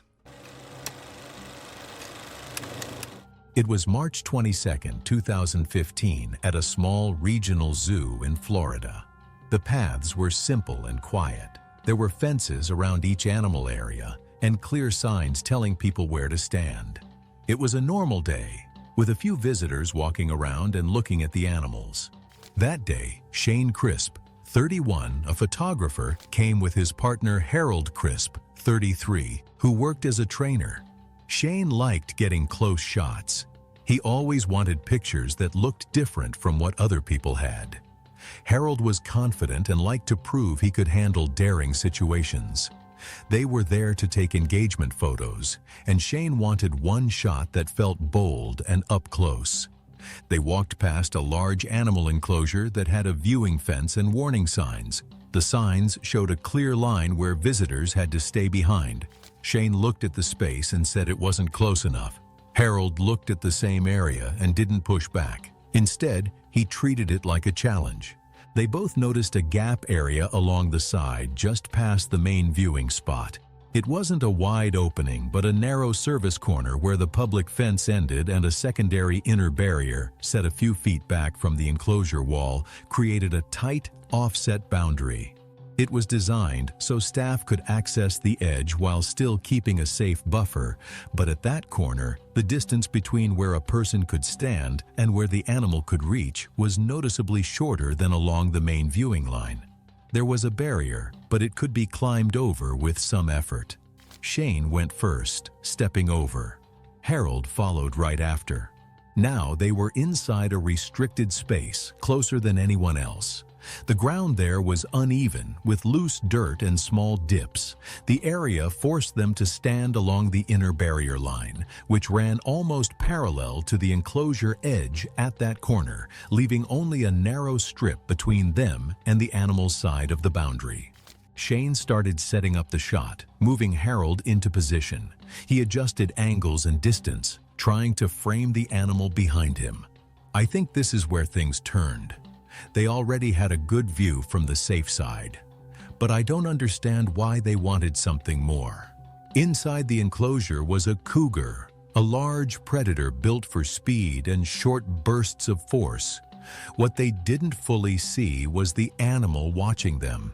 Its head was low and its body stayed still at first, but it was tracking their movement as they stepped closer to the boundary. Shane kept guiding Harold, asking him to take a small step back, then to the side. Harold shifted his feet on the uneven ground. He tried to keep balance while staying in position for the shot. Then the animal moved. It covered the distance fast, closing in on that offset corner where the enclosure wall and inner barrier narrowed the gap, allowing the animal to reach through the boundary space without crossing it. Harold lost his footing first. His foot slipped on the loose ground, and he fell forward, closer to the enclosure line. That placed him within reach range. The animal struck immediately. It made contact at close distance, reaching across the shortened corner gap where the separation between human and enclosure was at its smallest, knocking Harold down. Shane reacted right away and moved toward him, trying to pull him back. But in doing that, Shane stepped into the same danger point. A second contact happened within seconds. The animal reached again at the same boundary gap. Shane was pulled off balance as he tried to grab Harold. Both of them went down near the edge. The entire incident happened very fast. Witnesses nearby later said there was no long struggle. The first moments of contact caused severe injuries right away. Zoo staff rushed over the second they heard the commotion. They quickly secured the area and got the animal back into its enclosure. But by the time responders got to Shane and Harold, both were lying unconscious on the ground. Their injuries were consistent with close-range animal contact at the boundary edge. There were no signs of equipment failure or enclosure break. Everything pointed back to where they chose to stand. I feel like they underestimated how fast things can change. Being close might feel exciting, but it removes any room to react. The case was recorded as an accidental death. The cause was fatal injuries from animal contact after entering a restricted zone. The findings were clear. Shane and Harold crossed a barrier, moved into a space not meant for them, and stood within reach of a dangerous animal. That decision led directly to the outcome. It was September 2nd, 2017, on a Saturday evening just outside Nashville, Tennessee. The wedding ceremony had ended, and the bridal party was traveling to the reception about 30 minutes away. To make the trip more fun, the bride had rented a party bus with tinted windows, wraparound seating, colored lights, and a loud sound system. The plan was simple: celebrate on the ride and arrive ready for the reception. One of the bridesmaids was Regina Holt, 27, an elementary school teacher and the bride's closest friend since middle school. Regina was known as the energetic one in every group. She loved attention and had been looking forward to the party bus ride almost as much as the wedding itself.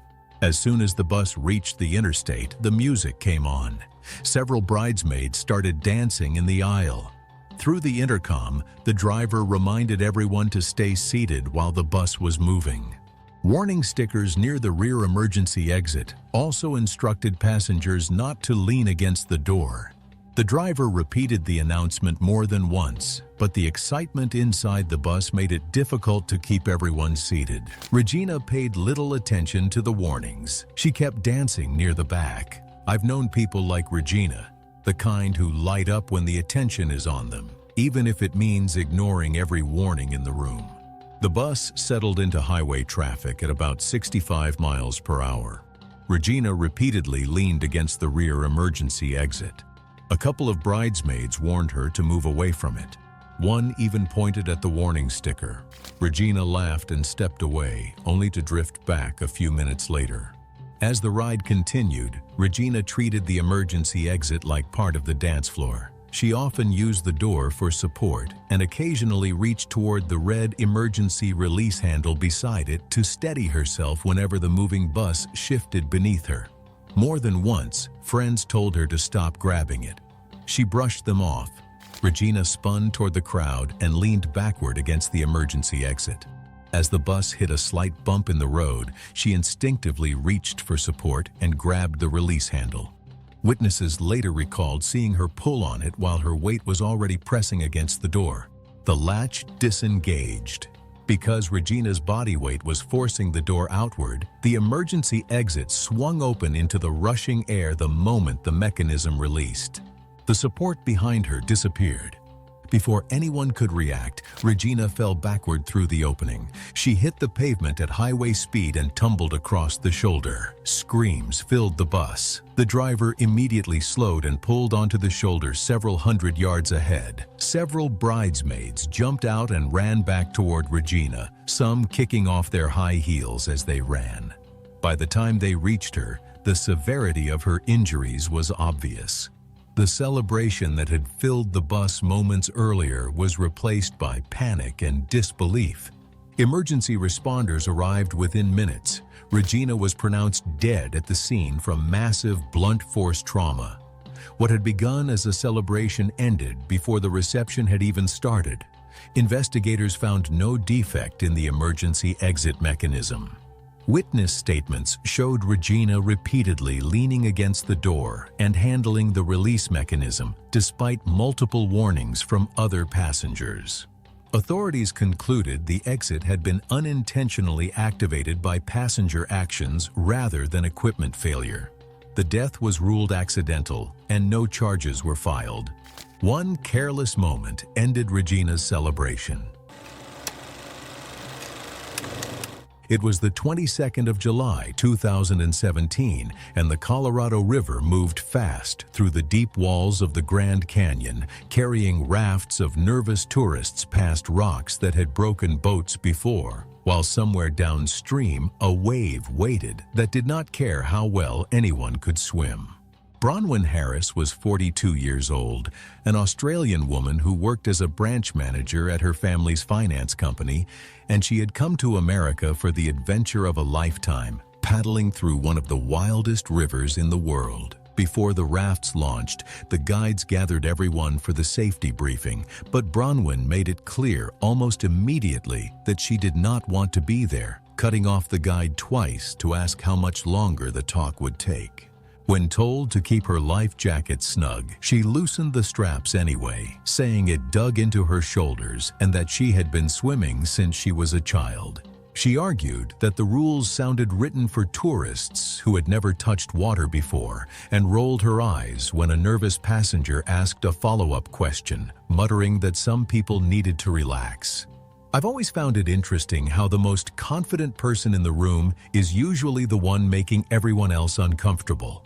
The guide tried once more, explaining that strong swimmers drown in big rivers every year. But Bronwyn waved a hand and said she had heard that speech before, and that she would be the one deciding how careful she needed to be. For the first stretch of river, nothing went wrong, and each rapid passed smoothly, which only made Bronwyn more convinced that the warnings had been exaggerated for people less capable than her. Then, in the early afternoon, the raft turned toward the largest rapid on the trip, and the guides shouted for everyone to stay seated, grip the lines, and lean into the boat. Bronwyn stood up instead, telling the passenger beside her that sitting through every wave was unnecessary. She obviously felt like the smartest person on the boat, even as the roar ahead grew louder and the guide screamed at her to get down. She stayed standing until the raft slammed into the wave, throwing her sideways into the river, where the current pulled her straight into the recirculating hole hidden beneath the foam. The hole held her underwater, spinning her down and around, and each time she surfaced for half a breath, the churning whitewater dragged her under again before her lungs could fill. Guides fought to reach her with throw ropes. Those moments in the water are the ones I can't stop thinking about. The guides throwing ropes, watching, throwing again, finally pulling her free after several agonizing minutes. But by then she had swallowed far more water than her body could clear. She was rushed to a hospital where doctors diagnosed severe drowning with secondary injuries from being pinned against a submerged rock inside the hydraulic. And despite hours of effort, she could not be revived. Investigators confirmed her life jacket had worked correctly and that the briefing had explained exactly how to avoid this kind of trap. But no jacket can save someone who refuses to stay low when the river finally shows its strength. It was July 22, 2014, when a 60-foot ridge drop in the South Dakota Badlands would put a woman in peril who decided, weeks in advance, she was not leaving without a photo. Tamra Lyle was 45 years old and had worked as an administrative assistant at a mid-sized legal firm in Omaha, Nebraska, for 11 years. Her father said that landscape photography was her outlet. She maintained a modest online following, shared geotagged photos from prior trips, and was known for standing by her opinions and pushing back when challenged. The Badlands had been on her list for over a year. Friends said that she had researched the specific ridge through other photographers' geotagged posts, identified the angle she wanted, and timed the 9-hour drive around a roughly 40-minute window near sunset, when the formations appeared deep amber, which does not reproduce in other seasons or other light. Eyewitness testimonies said that she arrived mid-afternoon and spent several hours working different overlook positions before settling on the one she had planned for.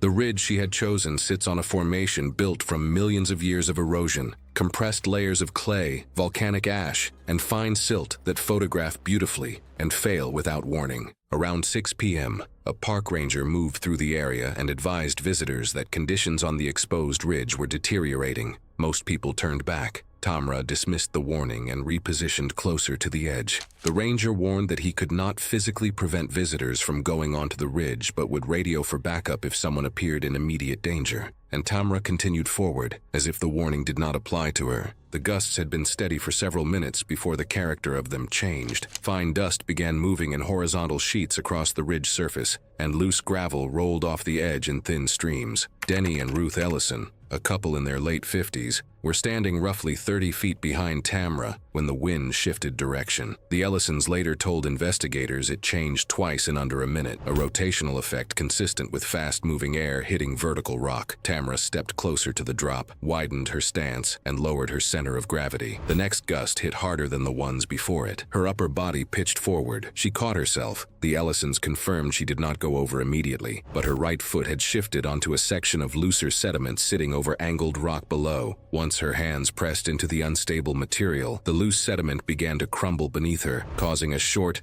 uncontrolled slide that twisted her body as she tried to regain footing. She dropped to one knee. That was the last controlled movement she made. The outer edge of that ridge runs at roughly 25 degrees before it becomes vertical. Once her knees were on that surface, the material beneath her hands gave way in a continuous, incremental failure. Not a sudden collapse, but a slow unraveling. Several seconds passed. The Ellisons described her body twisting, sliding, and tumbling forward, arms and legs flailing as the loose surface peeled away in sheets with each attempt to stop herself. She cleared the edge in a messy, uncontrolled descent. She struck a ledge approximately 15 feet below the rim. The Ellisons heard the impact. She continued descending, hitting at least 2 additional ledge faces before coming to rest 60 feet below the starting point. Denny Ellison called Park Services immediately. She was obviously dead from that fall, and rangers arrived 27 minutes only to confirm it. I personally believe the rangers' advisory should have been a formal warning with immediate closure of the ridge until the area could be stabilized, rather than a casual suggestion, and backup personnel could have been deployed to enforce the perimeter. The additional warning signage installed at the ridge afterward addresses the visible surface of the problem while leaving the structural one, enforcement, exactly where it was. The ridge remained open. The Ellisons gave their statements to investigators and drove home. Every account frames Tamra's refusal to leave as the beginning of the explanation for what happened, and I understand why. But a woman standing on a ridge that a ranger had just described as deteriorating, and a ranger with limited authority to physically prevent her from crossing the dangerous area, is not a story with a single clean cause.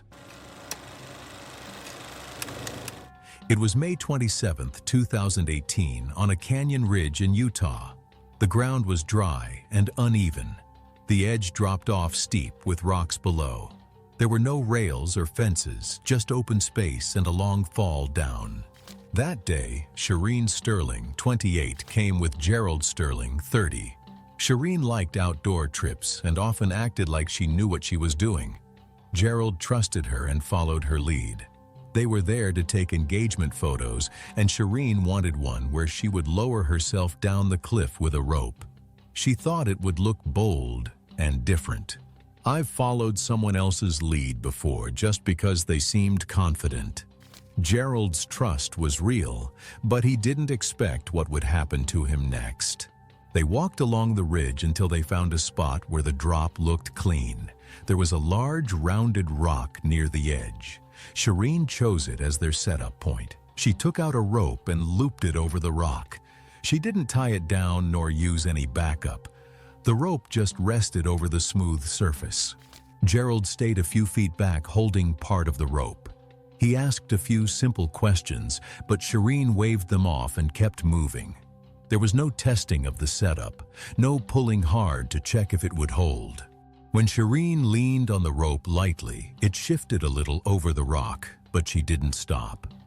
Shireen stepped closer to the edge and turned her body to face outward. She held the rope and leaned back slowly.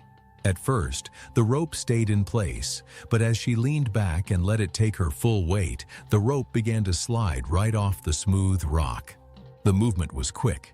Within seconds, the rope slipped free from the top. There was nothing holding it in place. Shireen dropped suddenly, falling down the face of the canyon. She fell about 60 to 70 feet, hitting a ledge on the way, and then the rock below. The rope came down beside her. At the top, Gerald was still holding the rope. As Shireen's full weight suddenly dropped, the rope didn't go slack. It ripped rapidly through his hands, burning across his grip and yanking him forward in one sharp pull. The sudden force dragged him off balance before he could react. He stumbled toward the edge without meaning to, his footing giving way on the loose ground near the rim. He tried to catch himself, but there was nothing to grab. Gerald fell from the same edge, going over just moments after Shireen. He hit the lower rocks shortly after, landing in the same area. People nearby later reported hearing the fall and called for help. Getting down to the base of the canyon took time because of the rough terrain. When responders reached them, both Shireen and Gerald were unresponsive. The rope was found at the bottom with them.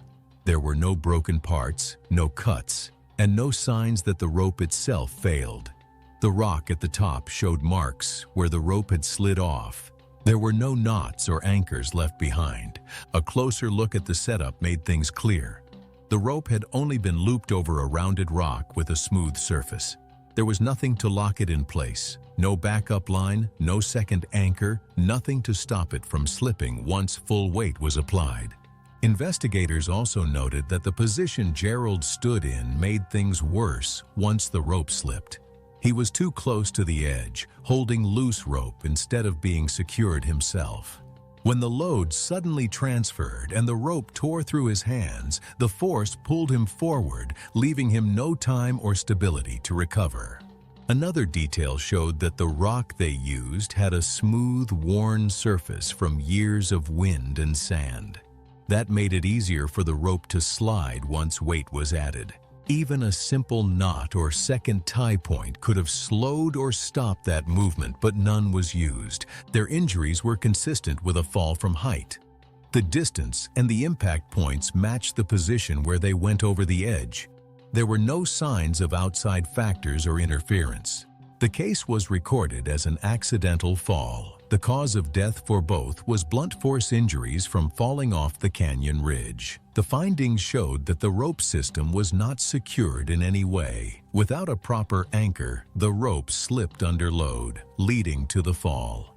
This is the lesson that the story left me. No photo or moment is worth a life. It was June 18, 2017, on a warm Sunday evening in Denver, Colorado. The wedding reception was being held in the backyard of a private home rented out for the night.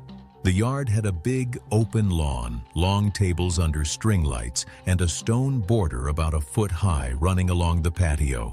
Dinner was over. Drinks were still being passed. The best man was Duncan Price, 34, a construction foreman. He'd known the groom since middle school, almost 20 years. People described Duncan as the loud, big-hearted type, the guy who'd help you move a couch and then accidentally tell an embarrassing story about you afterward. He was strong, confident, and always up for whatever dumb idea his friends were cooking up.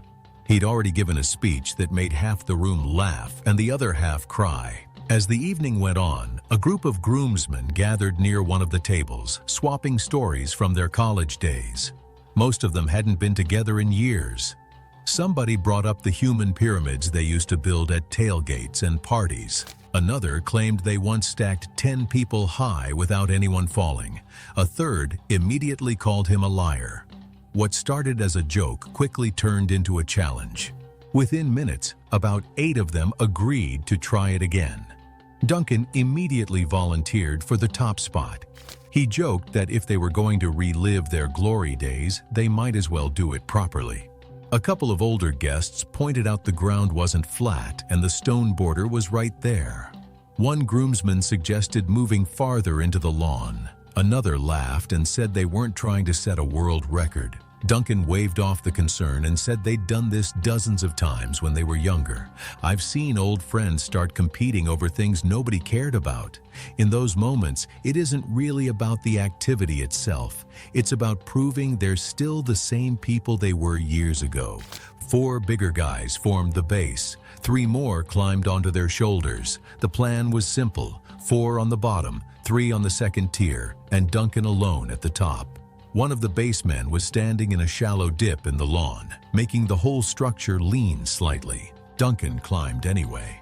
For a few seconds, the pyramid held. Guests cheered. Then the baseman standing in the dip lost his footing. His knee buckled. The whole left side dropped suddenly. As the men beneath Duncan scrambled for balance, one lurched sideways while another pushed upward trying to steady himself. Duncan was stepping forward when the movement shifted beneath him. Instead of falling with the others, he was thrown clear of the collapsing group. He fell from nearly 8 feet above the ground. The other groomsmen landed on grass. Duncan landed on the stone border. His forehead struck the edge first. The force drove his head backward with violent speed. Witnesses described a hard, sharp crack. His body went limp almost instantly. The other groomsmen, scrambling up from the lawn, took a second to realize Duncan hadn't gotten up. Guests rushed over. Someone called emergency services. 2 guests with medical training reached him first and immediately told everyone not to move him. The groom pushed through the crowd and dropped to his knees beside him. Several guests later said they knew immediately something was terribly wrong because Duncan never moved or responded after the impact. Responders arrived several minutes later. Despite their efforts, Duncan was pronounced dead at the scene. Investigators later determined he had suffered catastrophic cervical spine trauma when his head struck the stone border. The reception ended immediately. Guests were quietly escorted from the property. I think about what everyone must have felt in that moment. They just wanted to celebrate, yet it ended in a way no one could have imagined. The investigation didn't take long. Witness statements and evidence from the scene established how the collapse occurred. The uneven ground and stone border were documented. The base groomsman confirmed he'd lost his footing. Authorities ruled the death an accident. No charges were filed. Investigators found no evidence that the venue had violated any safety requirements. The report cited alcohol use, unstable ground, the height of the formation, and the proximity of the stone border. Duncan's story tells us how ordinary it felt right up until the moment it didn't. It was the 17th of September, 2016, and the skies above the Grand Canyon were beginning to turn restless, with dark clouds creeping over the rim while pilots at the small airport below watched the wind pick up speed. Mildred Anderson was a 52-year-old lawyer from Arizona who had spent her whole life winning arguments and trusting her own judgment over anyone else's. And after years of flying small planes for fun, logging several hundred hours in the air, she believed she understood risk better than any weather report ever could. On that morning, airport workers warned her that the wind would grow stronger later in the day and that rain and rough air were expected deep inside the canyon, and several local pilots had already chosen to wait before flying. But Mildred looked up at the clear blue sky above the airport and decided the warnings were meant for less experienced pilots, not her. So she climbed into her small plane alone and took off at 1:35 in the afternoon, feeling certain that the sky ahead would stay just as calm as the sky above her. Several other pilots had already made a different call that morning and were still on the ground drinking coffee. For a while, everything looked peaceful, the canyon walls glowing softly in the afternoon light. But slowly, the wind began to push harder against the plane, and rain started falling, blurring the view of the rocks below. Yet, Mildred kept flying deeper instead of turning back. And at around 2:48 in the afternoon, she flew into a patch of rain and mist where a powerful downdraft was waiting, pulling her plane toward the ground with a force the engine could not fight. And as she pushed the throttle forward and tried to climb, the canyon walls rose higher in front of her, and through the blurry rain she tried to turn away, but there was no room left to escape. The plane struck the rocky slope of the canyon and the wreckage came apart on impact, ending Mildred's flight in an instant. I'm sure that wasn't how she expected the flight would end. When rescue teams reached the crash site later that evening, they found that Mildred had died right away, her body showing severe injuries from the force of the crash, the kind no person could survive, with the cause of death recorded as multiple blunt force injuries. Investigators studying the wreckage found nothing was wrong with the plane itself. It had no engine failure, instead pointing to the weather, the sudden downdraft, and the poor visibility as the true causes of the crash. And they noted something important, that canyon winds can turn dangerous in places pilots cannot see from the ground, even when the sky above the airport looks perfectly calm. Mildred had spent her whole life believing warnings were made for other people, but on that afternoon over the Grand Canyon, the warning she brushed aside was the only one that could have saved her. It was September 14, 2019, in a farming province east of Yerevan, in Armenia. There was a small family bakery there that had been run by the same family for 3 generations. They were known for their flatbread, which they baked in a deep clay oven built into the ground. The oven stayed very hot, and only trained workers were allowed near it. Sometimes tourists came to watch them bake. That was normal. What happened that day was not. The man at the center of it was named Dale Jackson Whitmore. He was 27 years old and made travel videos for a living. He was friendly, a little restless, and always looking for the next big thing to film. Lately, his videos hadn't been getting many views, and that bothered him. He had flown all this way, hoping to capture something nobody else had, something that would finally make people stop scrolling and pay attention. I actually get the urge he had. The first time I traveled somewhere far, I filmed everything too, even the boring parts, because I wanted proof I made it there. And when Dale arrived, the old baker, a man in his 60s, walked him through the whole process. He showed how the oven sat low in the ground, how it stayed burning hot between batches, and how only trained workers were allowed to lean over it. He explained that the heat could hurt you even from a few inches away, and that the workers had spent years learning how to move around it safely. Dale filmed all of it, the dough being stretched thin,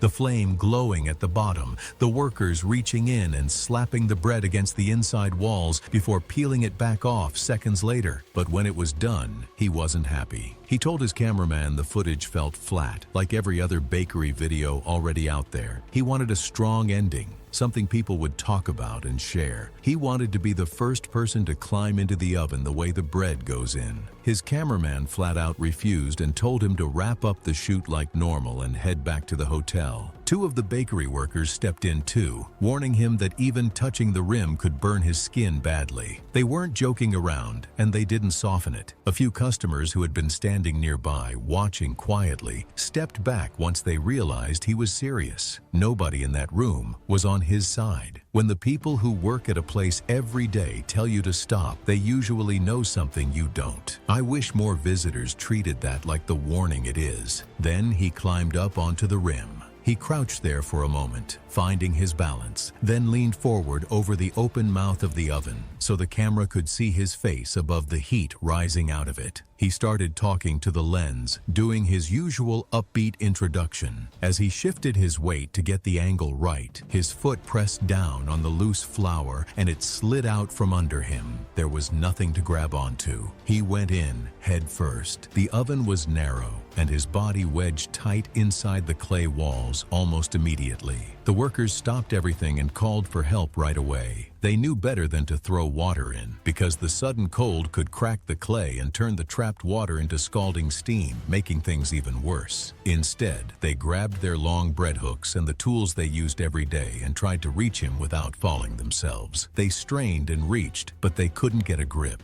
Honestly, those workers did everything the right way, and there was still nothing they could do. Firefighters arrived within minutes, but the oven was permanently built into the ground, making the rescue extremely difficult. They worked as quickly and safely as they could using specialized rescue equipment, but by the time they finally reached Dale, it was already too late. The people who looked into it afterward found no broken parts, no faulty equipment, nothing that failed. The oven worked exactly as it always had, the same as it had for decades. Witness after witness told the same story. Dale had been warned more than once by more than one person and chose to ignore every single warning. The bakery shut its doors for a while during the review, the family shaken by something that happened on the floor where they had worked their whole lives. In the end, officials ruled it an accidental death caused by a man deliberately climbing into a working oven that was never meant for people. And I keep thinking the same simple thing. All he had to do to be fine was climb back down.